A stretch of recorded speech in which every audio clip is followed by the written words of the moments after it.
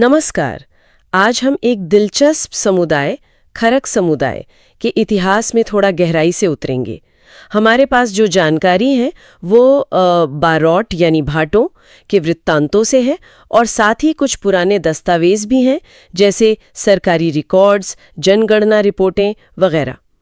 तो आज हम समझने की कोशिश करेंगे कि इस समुदाय की शुरुआत कैसे हुई, उनका सफ़र कैसा रहा और उनमें क्या बदलाव आए। तो चलिए शुरू करते हैं। कहते हैं इसकी शुरुआत एक पौराणिक कथा से होती है।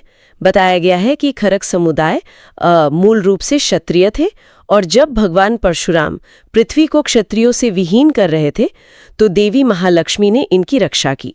जी हाँ। उन्हें आश्रय दिया और देवी के कहने पर ही ऐसा माना जाता है कि उन्होंने हथियार छोड़े और वाणिया यानी व्यापारी बन गए। ये बात दिलचस्प है, कैसे पौराणिक कथाएं किसी समुदाय की पहचान गढ़ने में मदद करती हैं। और सिर्फ पहचान ही नहीं बल्कि उनके व्यवसाय बदलने को भी एक तरह की दैवी स्वीकृति देती हैं, जैसे योद्धा से व्यापारी बनना। हाँ बिल्कुल, देवी ने उन्हें एक रथ भी दिया था और कहा कि जहां पहिया गिरे वहां पंपापुर शहर बसाना। हालांकि उन्हें वहां से जाने की इजाजत नहीं थी, पर वे फिर भी आगे बढ़ गए। खैर, पंपापुर के बाद जैसा कि वृतांत बताते हैं, ये लोग राजस्थान के भीनमाल क्षेत्र में बसे। वहां उन्होंने पशुपालन का काम शुरू किया। अच्छा।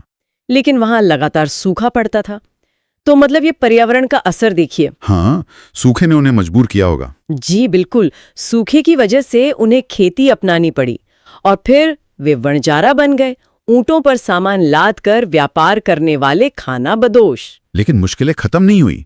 सूखा इतना ज्यादा था कि ऊंट पालना भी भारी पड़ने लगा। तो उन्होंने फिर से बदलाव किया, बैलगाड़ियों और खच्चर गधों का इस्तेमाल शुरू कर दिया। हाँ, ये उनकी अनुकूलनशीलता है। बिल्कुल। और इसी तरह सफर करते करते वे उज्जैन पहुंचे। अब उज्जैन में एक महत्वपूर्ण घटना हुई।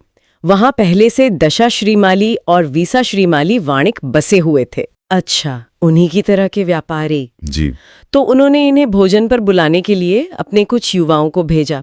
लेकिन उन युवाओं ने जब इन्हें खच्चरों और गधों के साथ देखा तो थोड़ा शायद हिकारत से देखा और उन्हें सेठ या शाहूकार कहने के बजाय ओ खरम हकाओ कहकर पुकारा।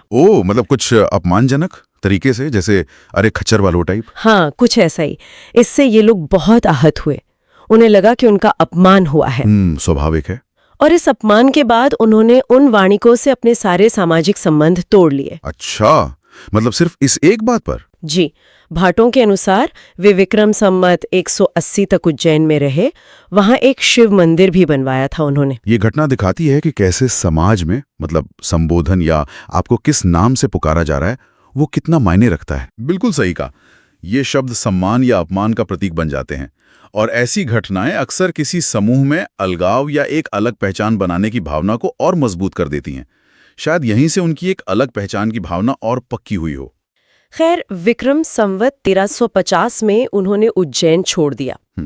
वे पहले मध्य प्रदेश में फिरोजपुरम गए और फिर आखिरकार गुजरात में अहमदाबाद जिले के धोलका में आकर बस गए। जी।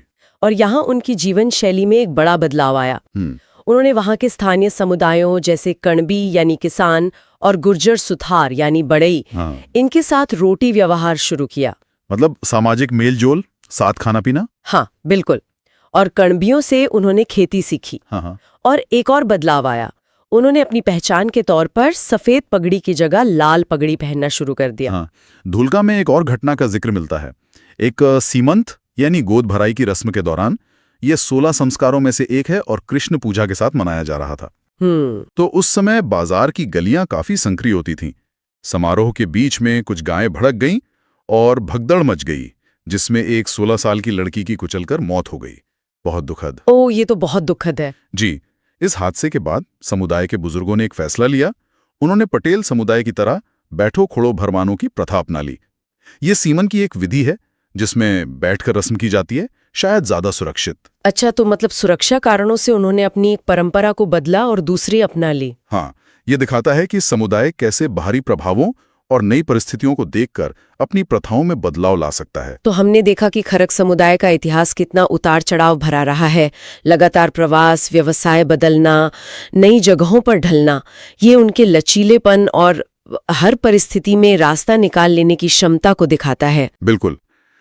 और ये पूरी कहानी हमें सोचने पर मजबूर करती है कि किसी समुदाय का इतिहास कैसे बनता है। मिथकों से, कहानियों से, दस्तावेजों से, इन सब के मेल से।